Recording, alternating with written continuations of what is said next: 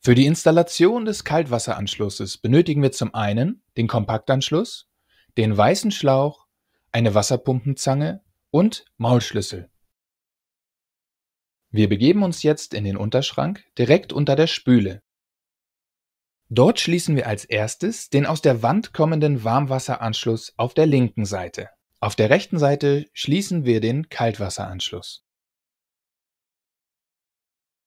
Zur Überprüfung öffnen wir die Armatur oben auf der Spüle. Fließt kein Wasser, können wir mit der Installation beginnen.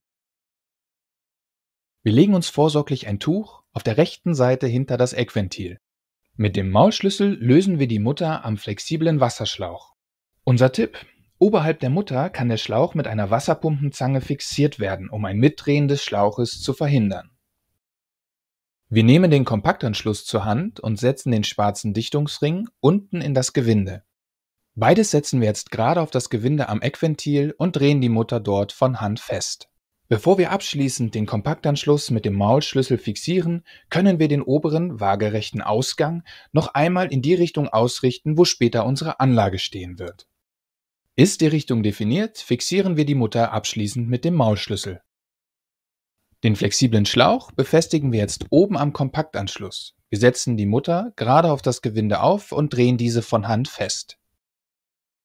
Mit der Wasserpumpenzange fixieren wir den flexiblen Schlauch und nutzen den Maulschlüssel zum Festziehen der Mutter. Von Hand drehen wir die kleine Mutter am Kompaktanschluss einmal ab und stecken die Mutter auf ein Ende unseres Schlauches auf. Den Schlauch stecken wir über die Öffnung am Kompaktanschluss und schieben ihn bis zur Wandung auf. Die Mutter setzen wir auf das Gewinde und drehen diese von Hand fest. Mit dem Maulschlüssel fixieren wir die Verbindung. Gehen wir direkt zum nächsten Video, Nummer 2, Installation Aquastop. Klicke dafür am besten hier.